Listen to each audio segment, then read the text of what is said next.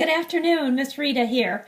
As I promised, I was going to show you some things I like to do with kale. And I've got a beautiful batch of kale, and I've taken the stem out of most of it, and I'm going to show you here. It's a nice green leafy vegetable. And what you're going to do is you take your knife and go around the edge of this spine here. And the reason we're doing that is that just doesn't cook as tender as the leaf does, and it's not as tasty either, although you can cook it and use it, but I prefer not to. So I'm going to get all the good stuff off of there. Kale is full of vitamin C and what else? Vitamin B, and just full of lots of wonderful nutrients, minerals, and it's good for your body. One of the things that I miss tremendously is cooked spinach. So one of the things is spinach is very high in potassium, and I know kale has got a lot of potassium in it, but not quite as much as cooked spinach. And so what I'm doing is I'm just sort of dicing it up. And I've got several kinds of recipes I do with this. Dicing this up really nice, and so it's nice and chunky. And after you do that, first you have to wash your kale. Kale is going to have lots of sand in it, and it just comes that way. You know, a lot of you who do greens are familiar with that. And from my own experience, you want the sand out of the kale. So wash it really good. Wash it 2 or 3 times, and then rinse it off again. And I've already done that before I started cutting it up. I'm going to take a little bit of olive oil, and I'm going to put it in the bottom of my fry pan. And I don't measure, just bad habit, I just do by sight. So I just want a little bit just to kind of cover the bottom of the pan so that my kale won't stick, and give it just a tad of as I mentioned before, I like to get olive oil from TJ Maxx, but this actually did come from Walmart, and it's a very good oil. And make sure when you're getting olive oil for frying that it says for sauteing and grilling, because olive oils can't come up to a certain temperature, so you want to make sure what you've got is going to be able to be sauteed. So to that, I'm going to have to turn that heat on, and turn it on a medium-high. And I'm going to add some garlic in there. And wait till that gets nice and hot before we put our kale in. Just get the heat up there, and we'll start that off. Some other things that we're going to add. Okay, so I'll spread that garlic around just a little bit. Apologize, I should have turned that heat on first before I started this. So it's been cold, hasn't it? Golly, I can't believe how cold it is today. We're actually in the 50s. I think it's supposed to get up to about 53, 55, something like that, and man, I am glad for that. It's almost like we're having a heat wave. So now our heat's coming up here on the fry pan, and what we're going to do is just add our kale to that, and we're going to cook it down really good, just like you would if you were doing fresh spinach. It doesn't take too long either, about 10 to 15 minutes to get this all cooked down, and I am not wasting one little bit of this. I'm putting every bit of it right in the fry pan, and can you hear that?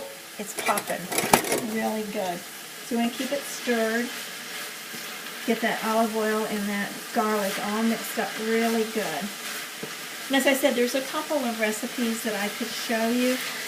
See, we're just stirring that around, getting that all nice and coated with the olive oil, and I'm going to turn the heat down just a little bit because we don't want this to burn. Kind of medium now instead of medium high, just sort of medium. And keep stirring that. Stirring, I guess, or stirring, I don't know. Anyway, keep stirring. And pretty soon you can see how it's starting to reduce itself. And that's what we want, just to get it all kind of reduced down. And when that gets reduced down, we're going to add some things to it. We're going to add just a pinch of salt. And salt, you don't want to use a lot of salt if you have high blood pressure or you have CKD, because you have CKD, you have high blood pressure. So you just use a tiny bit because that helps to tenderize your food, and it brings out some of the natural flavors. And when we're on such a restricted diet, yes, we want to have as much flavor in our food as we possibly can, because we don't have as many choices as everyone else. And people with CKD are not the only people that are on a restricted diet. I happen to be fortunate in that I don't have diabetes along with it, and a lot of people do. And I'm just thankful that I'm not working with that scenario at this time. Now, I want to take and put a little bit of lemon juice, about a tablespoon of lemon juice. I'm going to use some apple cider vinegar, and again, maybe a half a tablespoon of that. It's just to help bring some of the flavor out. And then we're going to use about a tablespoon of spicy mustard. This happens to be golden spicy brown mustard. We're going to use that in there and just plop it in. And as you can see, it's just a plop. And we're going to stir all that good stuff up.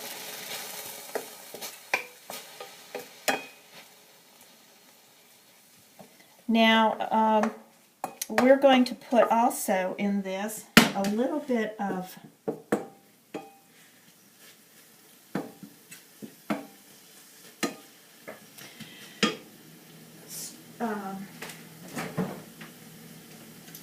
and I'm going to have to open any package. We're going to put a little bit of vegetable broth in that.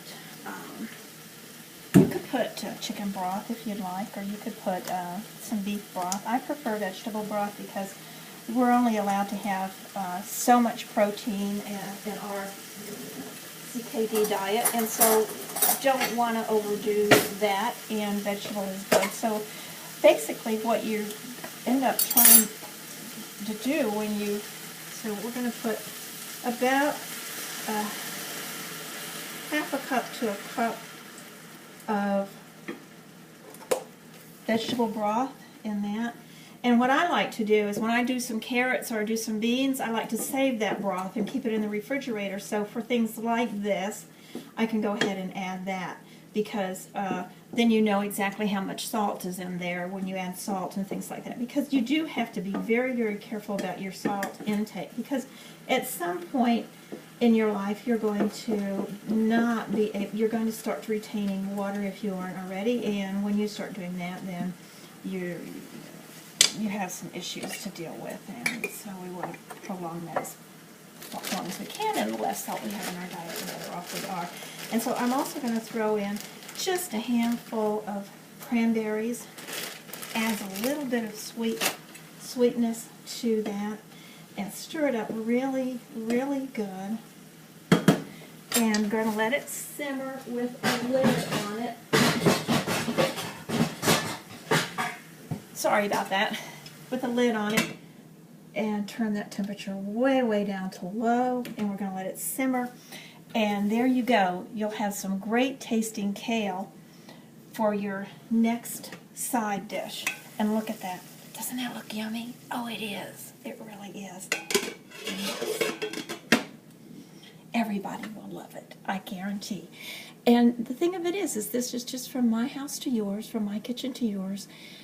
Eat hearty, God bless, and remember, keep smiling. No matter what's going on in your life, if you keep smiling, you can deal with it.